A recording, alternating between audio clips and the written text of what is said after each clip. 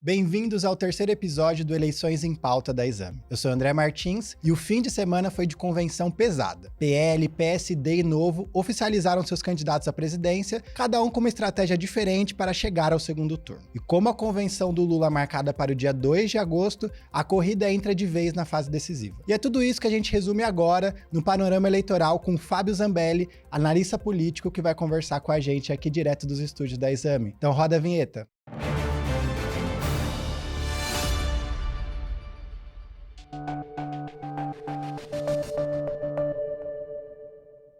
E vamos começar pela convenção do PL, que oficializou Flávio Bolsonaro como candidato à presidência do partido no sábado, aqui em São Paulo. Ainda sem vice definido e com alguns estados ainda em aberto, o evento contou com vários apoiadores e também lideranças do PL, e a participação de toda a família Bolsonaro e também de políticos internacionais. Em seu discurso, Flávio fez aceno às mulheres, criticou o STF e chorou ao falar do pai, o ex-presidente Jair Bolsonaro, que foi condenado a 27 anos de prisão por tentativa de golpe, e também ao assistir um vídeo feito com inteligência artificial, simulando a voz e a imagem de Jair Bolsonaro, que pediu publicamente apoio ao filho como sucessor. Vamos ver o vídeo. Isso que vocês estão vendo aqui não sou eu. Isso é uma simulação da minha imagem e da minha voz, feita com inteligência artificial. Como todos aqui sabem, eu estou preso e calado por uma decisão injusta e arbitrária, baseada em algo que eu nunca fiz. Mas eu garanto, nenhuma prisão vai calar o sentimento de esperança que despertamos. Nenhuma prisão vai calar milhões de brasileiros que acreditam no nosso país. Por isso, peço que vocês recebam de braços abertos a pessoa que escolhi para me substituir, sangue do meu sangue, meu filho Flávio. Vem com fé. O Brasil tem futuro. E o futuro é Flávio Bolsonaro presidente. O evento também marcou mais uma etapa da reconciliação pública entre Flávio e a madrasta, a ex-primeira-dama Michele Bolsonaro, que participou por vídeo da convenção. A gravação teve mais de 4 minutos. Michele usou boa parte do tempo para reforçar o seu trabalho à frente do PL Mulher. E perto do fim da mensagem, ela declarou apoio ao senador. Serão decididas por vocês. Vocês estão no dia a dia das cidades, das famílias, dos trabalhadores, dos jovens e dos eleitores que ainda estão indecisos ou sem esperança. São vocês que podem conquistar cada voto, recuperar cada esperança e trazer mais brasileiros para esse projeto de edificação da nossa nação. Flávio, que Deus abençoe e proteja a sua candidatura, que Ele te dê sabedoria, coragem e força a você e a sua família para cumprir esta missão com a lealdade e a verdade que o nosso povo merece. Do lado internacional, o destaque foi o discurso do presidente argentino Javier Milei, que diz que Flávio é o único capaz de derrotar Lula, criticou o presidente brasileiro e ainda atacou duramente o ministro Alexandre de Moraes do STF, o chamando de lixo por não autorizar sua visita ao ex-presidente Jair Bolsonaro. O primeiro-ministro de Israel, Benjamin Netanyahu, também mandou um vídeo de apoio a Flávio Bolsonaro. Para colmo, la basura calva, no me permitió visitar a mi amigo injustamente encarcelado, cuando sé que Lula se cansó de recibir dirigentes del exterior cuando estaba preso, entre ellos el nefasto expresidente argentino Alberto Fernández.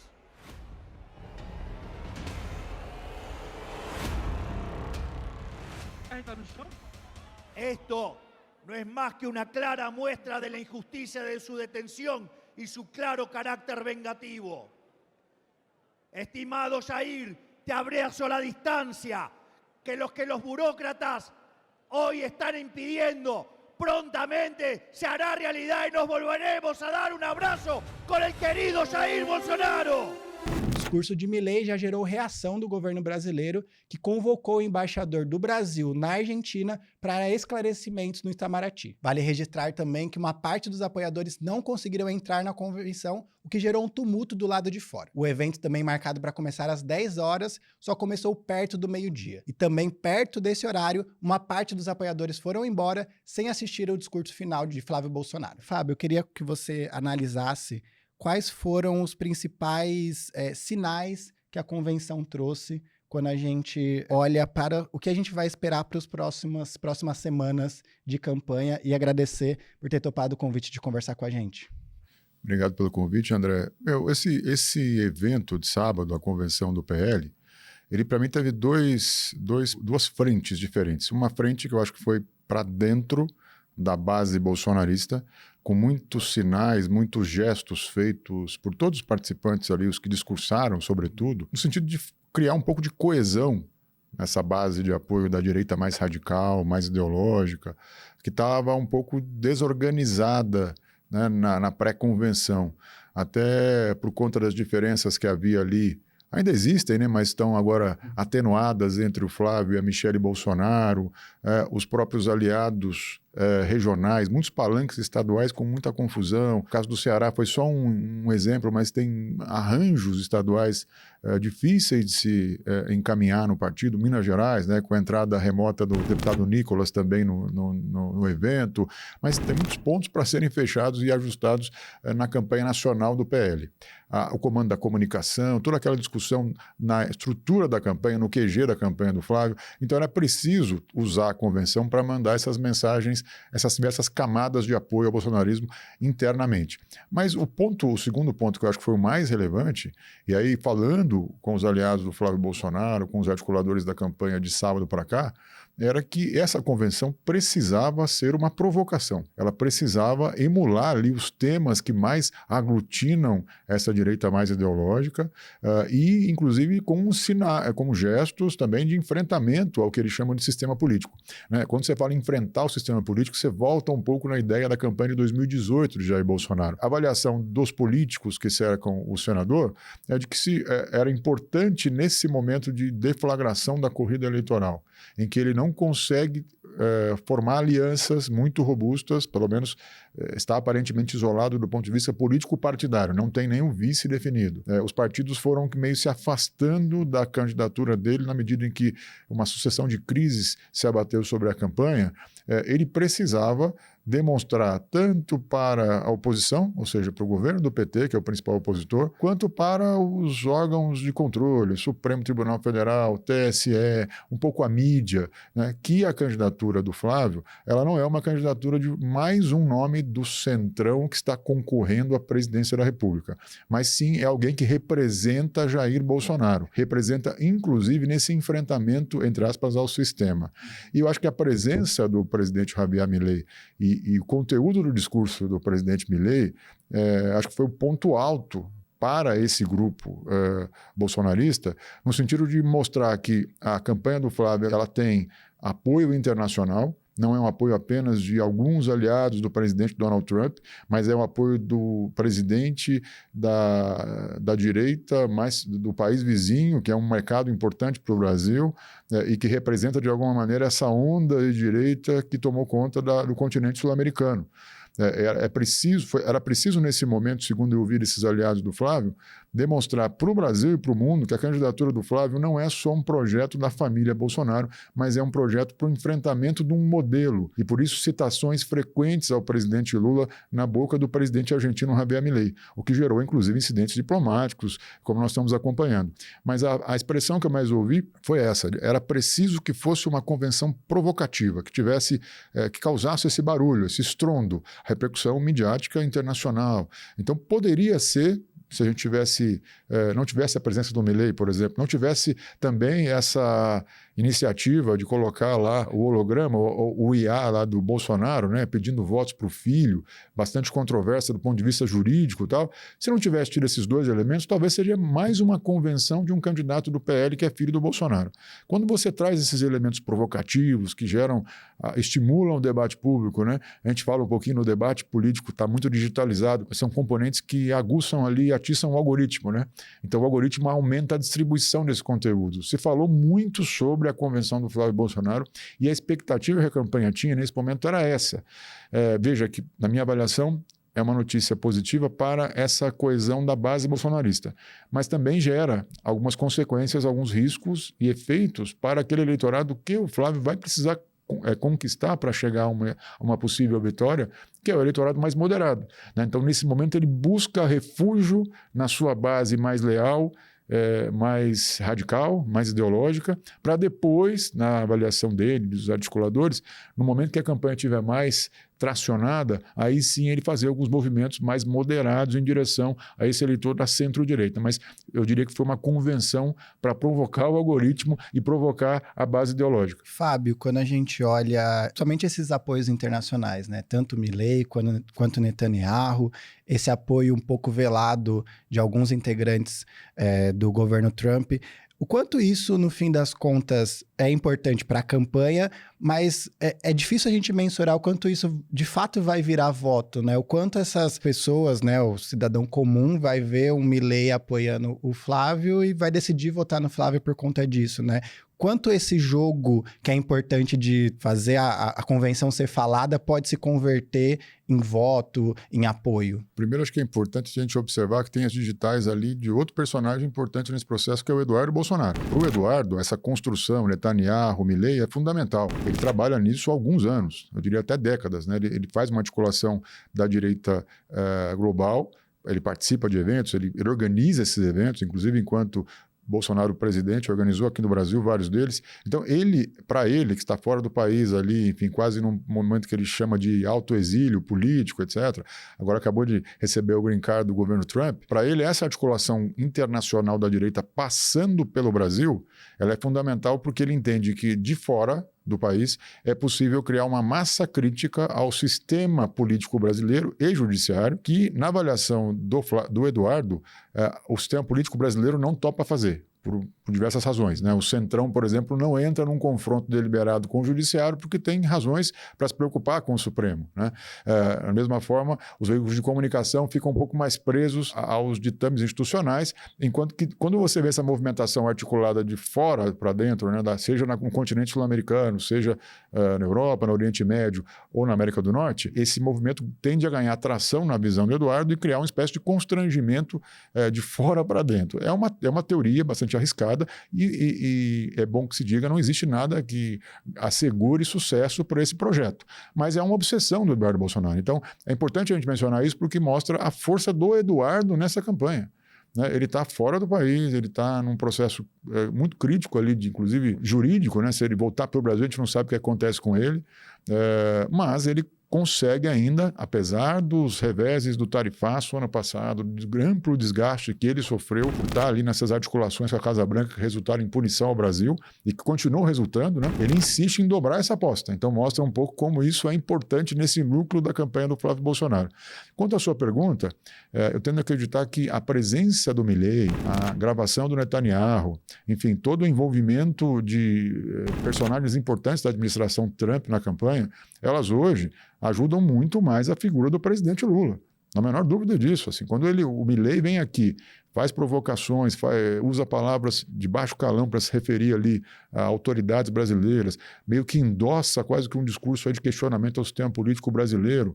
Quando o presidente Trump, alguns auxiliares dele fazem o mesmo. Quando o Netanyahu faz o mesmo, o presidente Lula ele encontra, eu digo, adversários perfeitos para trazer para o centro da eleição, né? Essa eleição, ela, em tese, em teoria, André, ela seria uma eleição sobre Lula, né? É uma eleição em que o presidente Lula vai enfrentar vários candidatos, todos do campo oposto. Ele não tem nenhum candidato do seu campo disputando a eleição. Então, em tese, seria quase que um plebiscito sobre se o Lula merece mais 4 anos para governar. Tudo o que ele precisa fazer, já que há muita dificuldade desse governo em mostrar suas entregas, né? Em dialogar com a sua base social, inclusive, tudo que ele precisa fazer para vencer essa eleição é encontrar personagens externos que monopolizem as atenções e virem adversários, antagonistas do Brasil. O que ele está conseguindo com esse processo é reunir ali uma série de antagonistas, entre aspas, do Brasil, Trump, Milei, Netanyahu e outros que podem vir pela frente, para trazer para o centro da eleição e colocar esses antagonistas no colo do adversário, que é o Flávio Bolsonaro.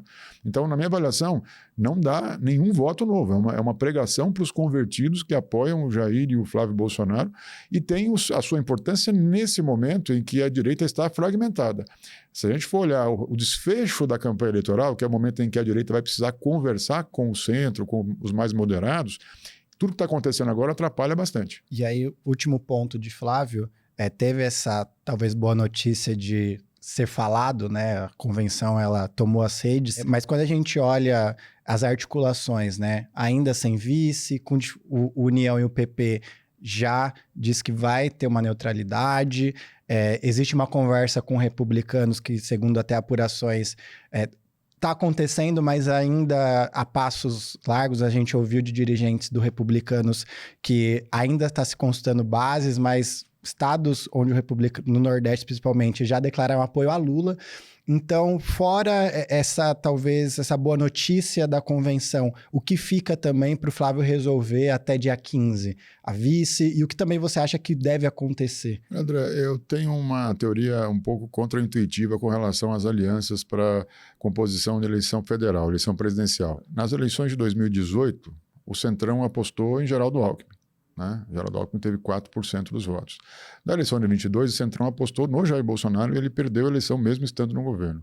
Então, as apostas do Centrão, dos partidos de centro, elas levam muito mais em consideração as suas questões regionais, locais, demandas de formação de bancada.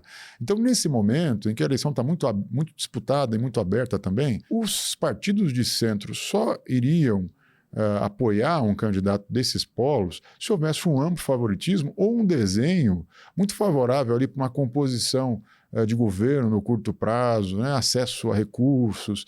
Não é isso que está em jogo. É uma eleição muito equilibrada, aparentemente. Hoje, as pesquisas mostram alguma vantagem ali, ainda que dentro da margem, quase para o presidente Lula. Então, arriscar, esse partido de centro tem menos apetite para o risco nessas condições. Então, não significa que se o Flávio Bolsonaro estiver numa chapa pura, que ele não é competitivo. O passado já nos mostrou que o candidato, se ele tiver potência no seu discurso, capacidade de mobilização social e digital, e um sentido ali na campanha, os partidos eles são um pouco acessórios. Agora, é evidente que o principal para o Flávio é superar esse momento que eu chamo de policrises, uma crise atrás da outra na campanha que se abateu nos últimos 3 meses. Ele basicamente tem que se ocupar de se defender o tempo inteiro. Quem está se defendendo o tempo inteiro não consegue nem iniciar uma conversa com o eleitor. Então ele precisa passar esse momento da crise. Acho que a convenção teve esse papel de tentar virar um pouquinho a chave e posicioná-lo como um candidato firme, resiliente, que sobreviveu a essas crises e mantém-se num patamar relativamente alto nas intenções de voto, tanto de primeiro como projeção de segundo turno. E agora, ele pode, inclusive, nesses últimos dias que nos separam do prazo derradeiro ali para a inscrição das chapas e tal, ele pode usar esse capital para tentar dizer para alguns partidos, olha, talvez faça sentido você rever sua posição, porque eu estou bem posicionado, não vou desistir, não vai ter troca de candidatura, não vai ter Michele, não vai ter um plano B, e eu sou bem posicionado. Eu tenho um capital político ali para colocar na mesa das negociações. Não acredito, para ser bem pragmático ali, respondendo a tua pergunta, que algum desses partidos que você mencionou, que mude de direção até o dia 15 de agosto, que é o prazo ali, as convenções terminam, mas até dia 15 pode ter aí alguma composição. Muito mais porque esses partidos estão interessados nos seus projetos paroquiais, regionais, e em formar bancadas.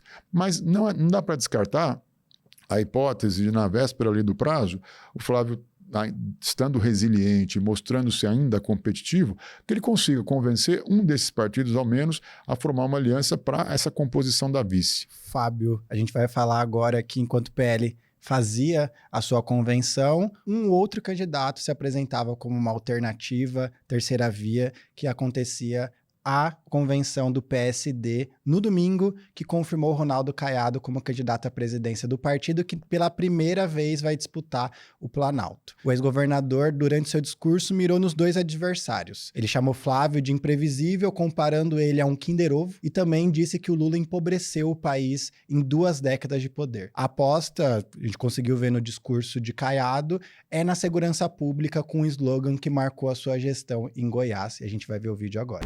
Com a população e deixando claro, minha gente, a hora é agora, é hoje a arrancada, é agora o movimento, é arregaçar as mangas, é devolver o Brasil aos brasileiros, é dizer em alto e bom som, PT, narcotráfico, corrupção, Kinder Ovo, não tem chance no Brasil.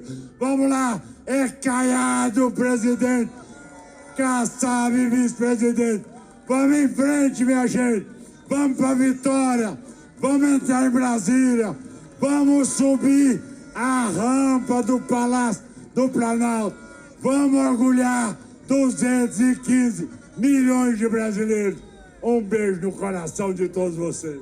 Zambelli, olhando para a candidatura do Caiado, né? Ele até se coloca, apesar de já ter disputado outras eleições, ele se coloca como uma novidade, como alguém com reputação ilibada, e tenta avançar, mas a gente vê nas pesquisas que não decolou ainda, e também dentro do próprio partido ele tem uma dificuldade, por exemplo, o PSD no Rio de Janeiro, o Eduardo Paes já declarou apoio a Lula.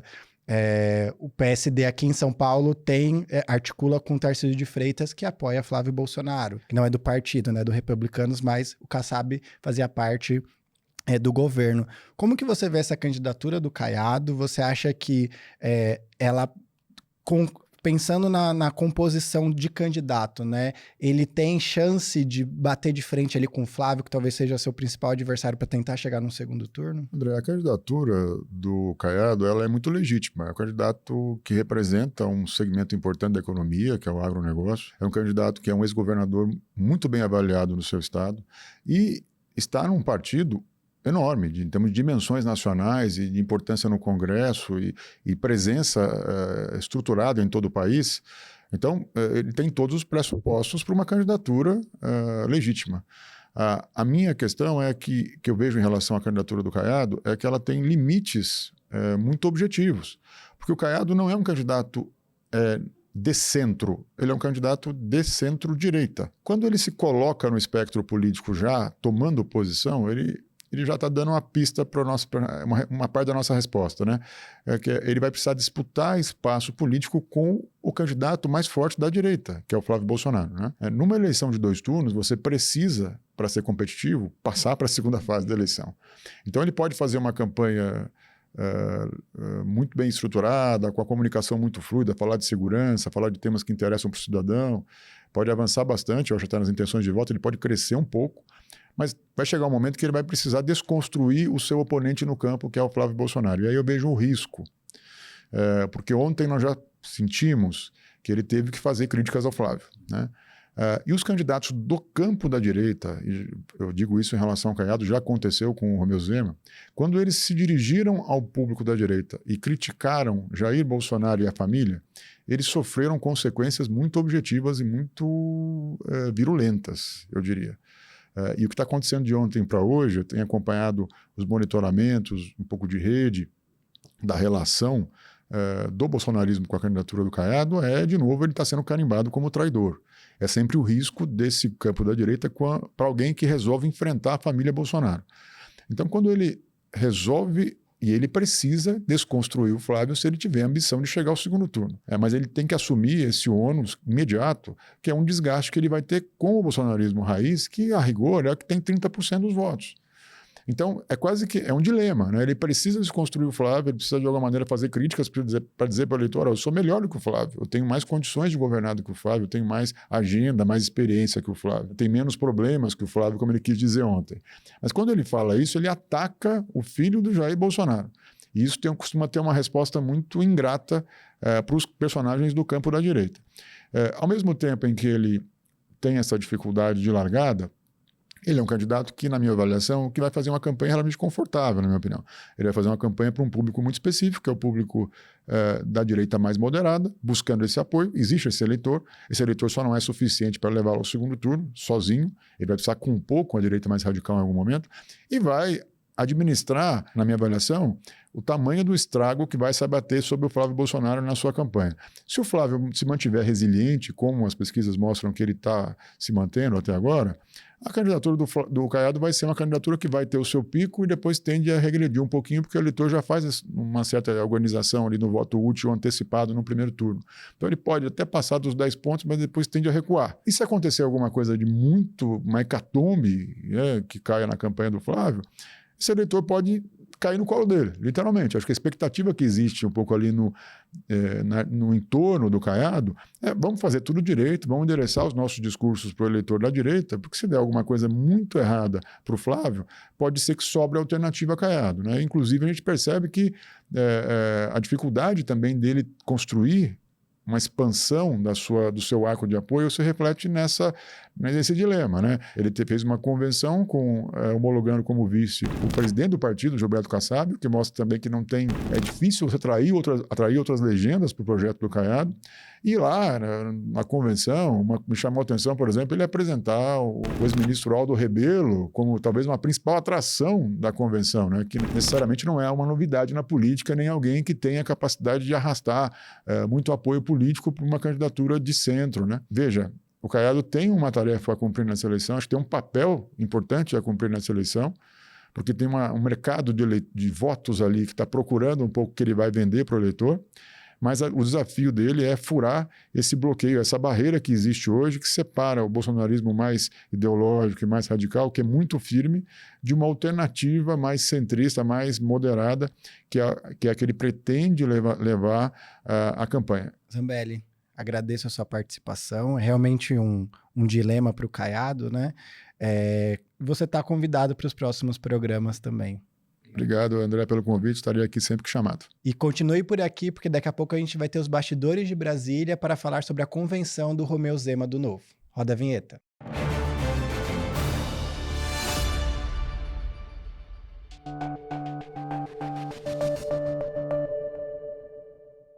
E antes de fechar o nosso programa, vamos direto para Brasília com o repórter especial da Exame, Ivan Martins Vargas, que acompanhou a convenção do Novo para contar mais sobre a confirmação de Romeu Zema como candidato do partido. Ivan, tudo bem? Oi, André, tudo bom? Boa tarde. Ivan, eu queria que você contasse um pouco sobre como foi a convenção do Zema, né? O ex-governador que foi confirmado como candidato. No discurso, ele atacou o STF, né? Prometeu impeachment de ministros como Dias Toffoli, Gilmar Mendes e Alexandre de Moraes, e também prometeu indulto ao ex-presidente Jair Bolsonaro se ele for eleito. A sociedade está cansada de corrupção, de esquema, de toda essa roubalheira que nós temos visto aqui. Outro ponto.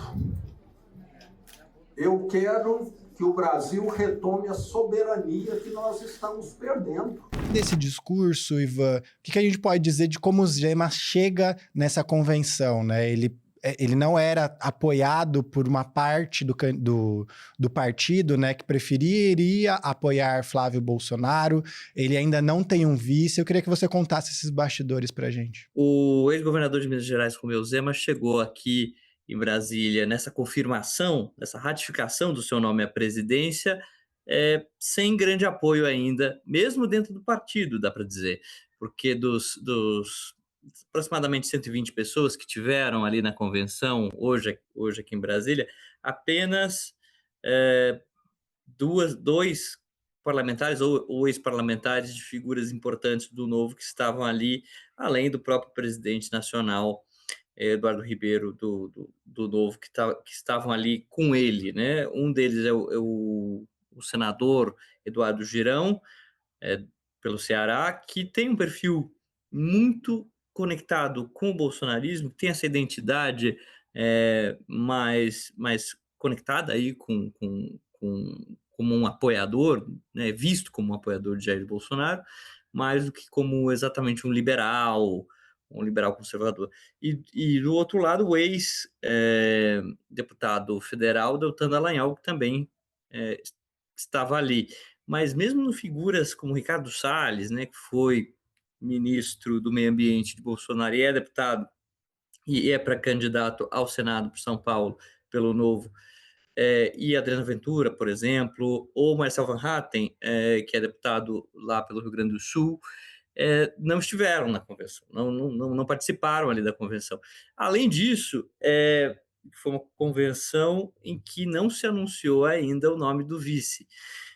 Romeu Zema tem tentado, iniciou, na verdade, na semana passada, um pouco antes até, tratativas com o ex-ministro do STF, Joaquim Barbosa, para tentar convencer Joaquim Barbosa a embarcar nessa candidatura como vice do Romeu Zema. O Joaquim Barbosa, que está há anos afastado de qualquer tipo de debate público, se filiou ao DC, né, a Democracia Cristã, que era o partido que ia lançar o Aldo Rebelo à presidência, trocou de pré-candidato para colocar o Joaquim Barbosa e, mais recentemente, o próprio Joaquim Barbosa, que não pontua nas pesquisas, na boa parte da maioria das pesquisas eleitorais à presidência ele não aparece, ele sinalizou que não será candidato ao Democracia Cristã.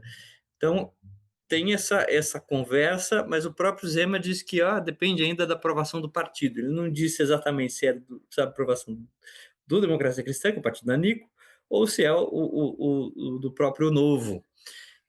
Joaquim Barbosa, além disso, né, é um jurista e é um ministro que na década passada, foi muito proeminente por conta do processo do mensalão.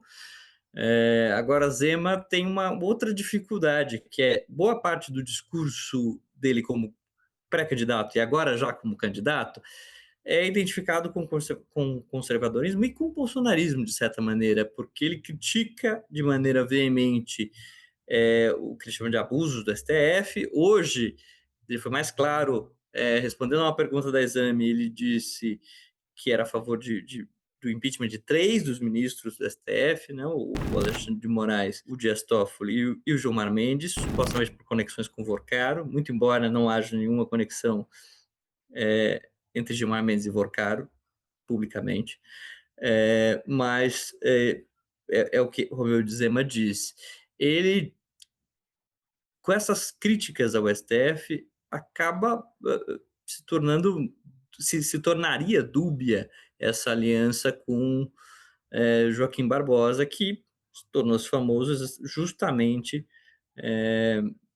por sua atuação no STF. Ivan, agora olhando para as próximas semanas, a gente está gravando aqui na segunda-feira.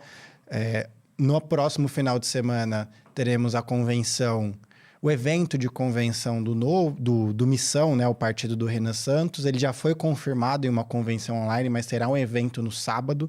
E no domingo teremos a convenção do PT, que vai confirmar o presidente Lula como candidato à reeleição. Eu queria que você falasse da expectativa para essa convenção, principalmente do PT, que vai acontecer no próximo domingo, o que você já escuta pelos corredores de Brasília sobre isso. A convenção que vai aí ratificar o nome do presidente Lula à reeleição vai ser no domingo, vai ser em São Paulo, e, enfim, é um ato que não terá grande magnitude, porque o PT ainda espera fazer um evento maior, já em meados de agosto, no ABC Paulista.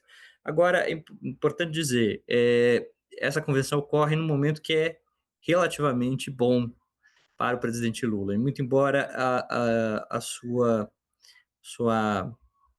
o seu percentual, né, os seus índices de aprovação ainda não sejam exatamente bons, né, eles começaram, o saldo começou a ser positivo pela primeira vez em mais de um ano. Segundo mostra, por exemplo, a pesquisa Quest, a última Quest divulgada em 15 de julho, mostrou esse saldo positivo já. E, além disso, ele tem aumentado de maneira significativa a vantagem em relação a Flávio Bolsonaro na Quest, ou se a gente pegar o Datafolha, tem ali uma distância de 6 pontos percentuais, que também é relevante. Lula tem surfado nessa dificuldade da campanha de Flávio Bolsonaro e o PT vem relativamente otimista, dá para dizer. Quando você conversa com os petistas, eles dizem, tanto membros da campanha quanto aliados muito próximos do presidente dizem, há uma tendência positiva, que eles estão relativamente animados com ela, mas eles tentam evitar o já ganhou e principalmente tentam evitar a ideia de que seria possível, essa esperança de que seria possível liquidar a fatura, né, nas palavras de um aliado do presidente Lula, ainda no primeiro turno. Essa era uma esperança que havia em 2022 e que frustrou parte do eleitorado e da base aliada do presidente Lula. Outro fator importante é que Lula, mesmo com os problemas para formar palanques nos estados, né, o PT teve um problema relevante para formar alguns palanques. O caso mais icônico é o de Minas Gerais, em que o partido vai lançar o ex-prefeito de Belo Horizonte, Patrus Ananias, que governou na década de 90, e é um nome muito próximo do presidente Lula, mas que tem pouco recall, né, pouca popularidade e pouca probabilidade de chegar a um segundo turno ou de disputar o governo de maneira competitiva. Apesar desses problemas de palanques, Lula conseguiu resolver todos os principais palanques até a data da convenção, o que não aconteceu ainda com seus rivais, seus principais rivais, que têm problemas sérios aí, como eu acabei de dizer. Para além disso, Lula também tem tem surfado, além da dificuldade de Flávio, numa onda de uma série de medidas do governo, um pacote de medidas que soma aí aproximadamente 200 bilhões, se for fazer a conta, injetados na economia. Então, você tem move aplicativos, você tem as modalidades diferentes do Desenrola, tem um Desenrola para MEI, tem um Desenrola para pessoa física, tem um Desenrola para empresas, mais recentemente a repactuação das dívidas do agro, enfim, tem uma série de medidas econômicas que o governo ou ativamente propôs ou participou da negociação delas, e que espera-se no Palácio do Planalto que isso tenha resultado, se não num crescimento, pelo menos numa redução da rejeição do presidente. Agradeço a participação, as portas do nosso programa estão abertas. Até a próxima. Obrigado, André. Obrigado, pessoal. Até a próxima. E você que nos acompanhou até aqui, curta esse vídeo, siga a Exame nas redes sociais, também no YouTube, e até o próximo Eleições em Pauta, que vai contar todos os bastidores das eleições desse ano. Até mais!